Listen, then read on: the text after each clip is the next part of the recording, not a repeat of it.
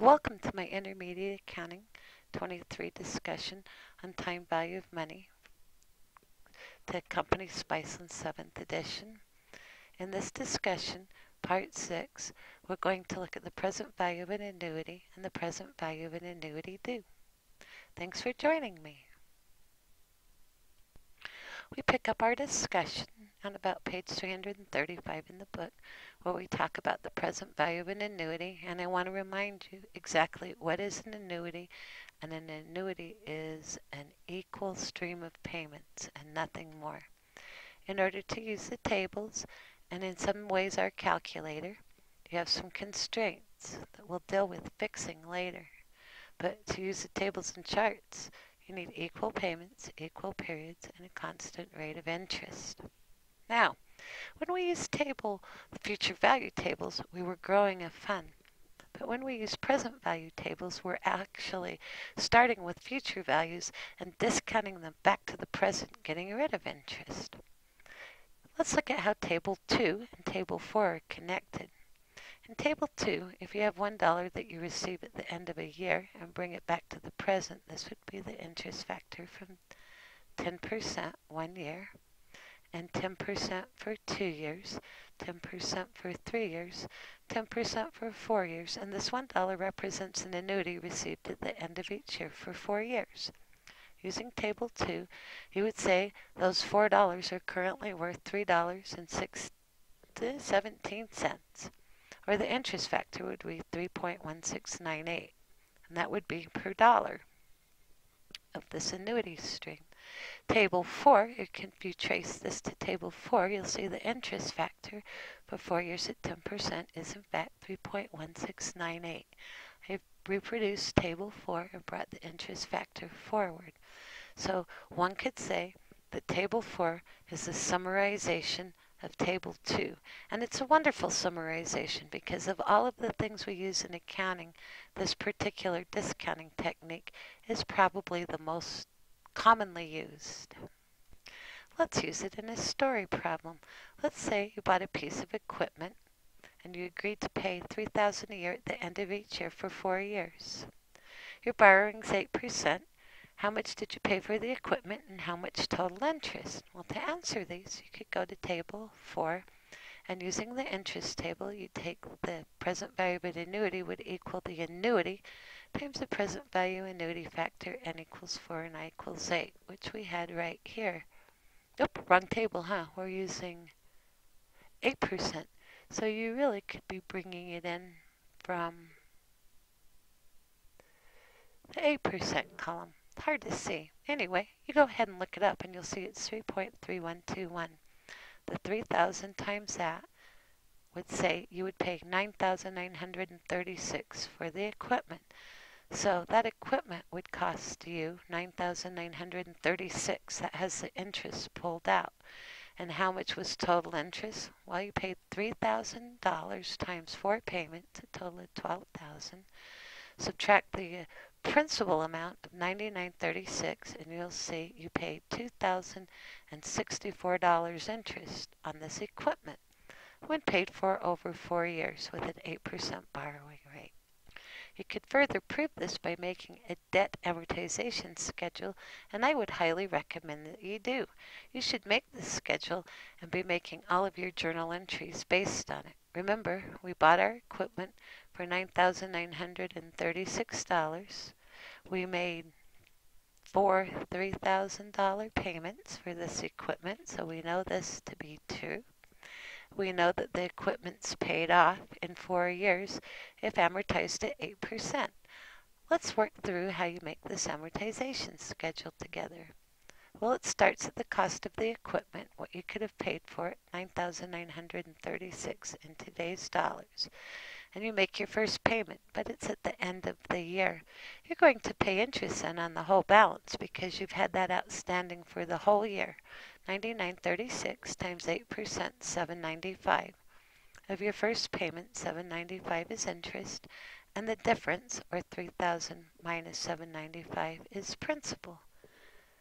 The ending balance then comes down by the principal payment. $99.36 minus $22.05 equals your ending balance on your loan. You start the next year with $7,731, and you go the whole year without making a payment. You make a payment on the last day. So you paid interest on the whole $77.31. Pull off the $618, and the difference between your payment and the interest is the principal amount, $23.82. Your new ending balance is $77.31 minus $23.82, or $53.49. So next year, as you start the year, you owe the bank $53.49. You make a $3,000 payment at the end of the year, so you owe interest for the whole year on that. Interest on that would be $428. If interest is $428 and your whole payment is $3,000 minus $428 would be a principal payment of $25.72. Your loan comes down by that then. So your new loan balance is $2,777. Please finish this table for me and then total the payment, the interest, and the principal columns. Put this on pause. 2,777 times 8% is 222. Our loan payment is $3,000. So that would suggest that we have $2,778 principal payment.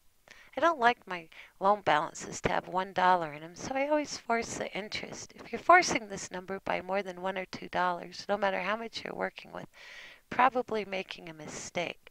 I'm going to make it $223 because I need the principal payment to be $27.77 to take this loan right down to zero.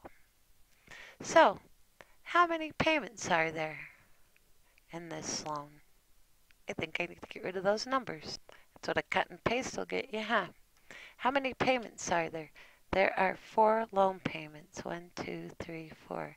How many interest periods on them? Well, on present value of an annuity, on a discounting problem, there are 4 because the payments are made at the end and you owe interest on all of them.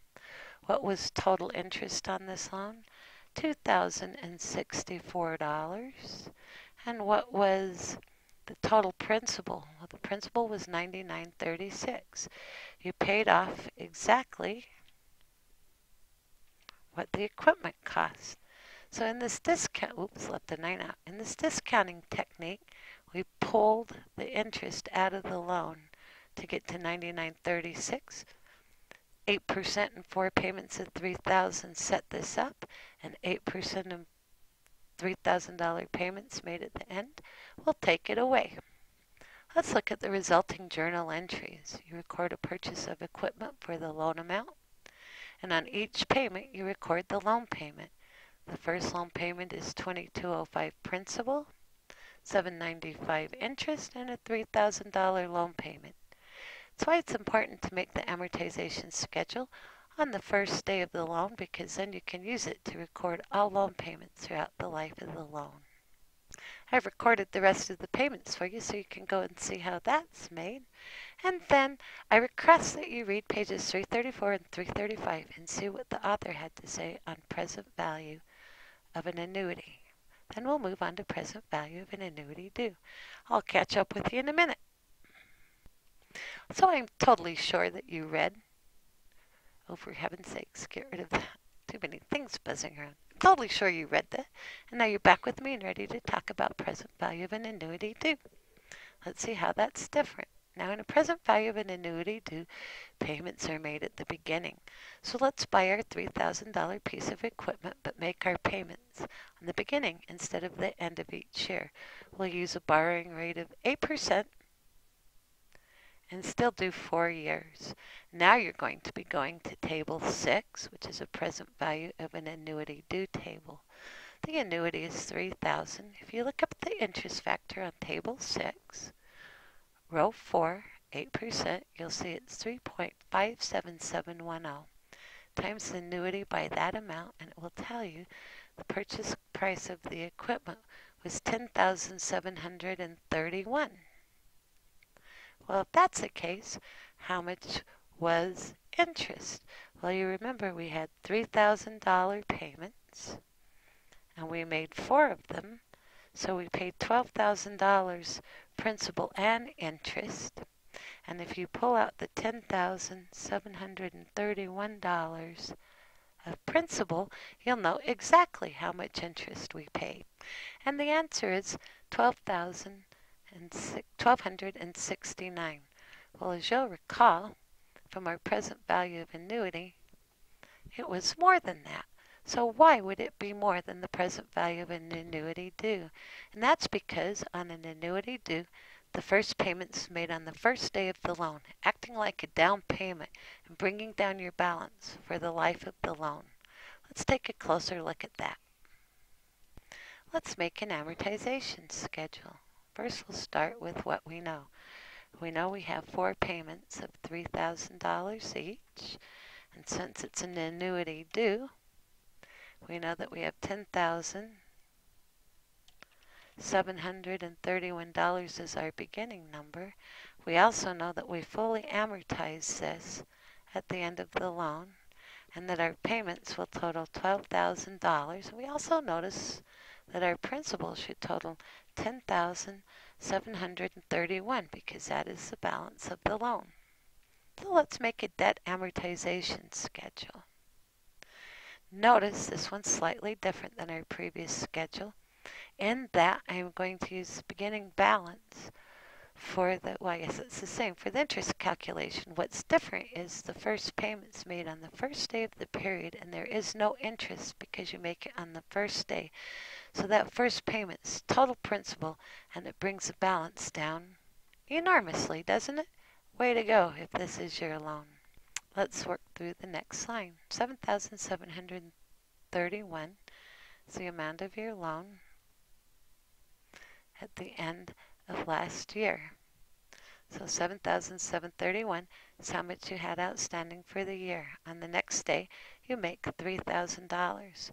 You need to take interest off on your loan balance for the whole year, which was $7,731. That times 8%, $618. Your principal balance is $3,000 minus the $618, or $2,382, and your ending balance comes down. This is very much like the last debt amortization schedule we made, with the one significant difference that there was no interest on the first payment. Given that you've seen these a couple times, how about you finish this amortization schedule? Put me on pause and do what I did for the first 2 rows on the next 2. Make it come out to 0. Well, how did you do? 5349 times 8% is 428. 3,000 minus 428 is principal payment of 2572. Back that off the ending balance, and your new loan balance is 2777 times 8%. Small rounding error. We'll use 223 to bring it to 0. $1 difference. Subtract that from your total payment, principal payment, loan done. So, on a present value of an annuity due, how many payments were made? 1, 2, 3, 4. How many interests? Well, come down here. Go way up there. How many interest payments were there? 1, 2, 3. There are 3 interest payments. On a present value of an annuity due discounting problem, there is 1 less interest period than there are payments. What was the total interest? Well, the total interest was $1,730. And what was the total principal? The total principal was $10,731. And that's an example of an amortization schedule done for an annuity due. The only difference is the first payment comes off right up front. I brought that debt amortization schedule down so we can look at it to make journal entries. And I want you to notice something. I'm doing what the author did. Instead of making the payment on the first day of the new year, I'm backing it up 1 day and I'm paying it on the day, the last day of the old year. What in the world does that? Go away. I'm paying on the last day of the old year. That way I don't have to accrue interest and turn around and pay it the next day. So I pick up the equipment for the discounted amount and I show the first loan payment in its full, and then every loan payment just takes the next available line of the amortization schedule as shown. I have to do this on December 31st instead of January 1st, or I get the interest expense in the wrong year. Alternatively, I could accrue that into interest payable and then make an entry to pay it on the last day of the year. Now I want to take a moment and compare the present value of an annuity due diagram with the present value of an annuity diagram. The first one's a regular annuity where payments are made at the end, and notice that each payment is made at the end and there's a discount period involved with it. First payment 1, second payment 2, third payment 3, fourth payment 4. If you go to the present value, table 4, that handles this situation. If you look at 4 payments at 10%, the interest factor for that would be 3.16987. There are 4 payments, there are 4 interest periods. Now let's look at a present value of an annuity due, where a payment is made immediately. The first payment happens immediately. There is no interest on it. The second payment happens at the end of year 1, the third payment at the end of year 2, and the fourth payment at the end of year 3. Every payment has one less interest period on it on a present value of annuity due. And in fact, if you look up the interest factor, it will be 3.48685. The difference between an annuity and an annuity due is the annuity has one extra interest period for each payment. Not kind of, but exactly. Here's our factor from table 4, the present value of an annuity, and here's our interest factor from table 5, the present value of an annuity due. And you can see that there is one more interest period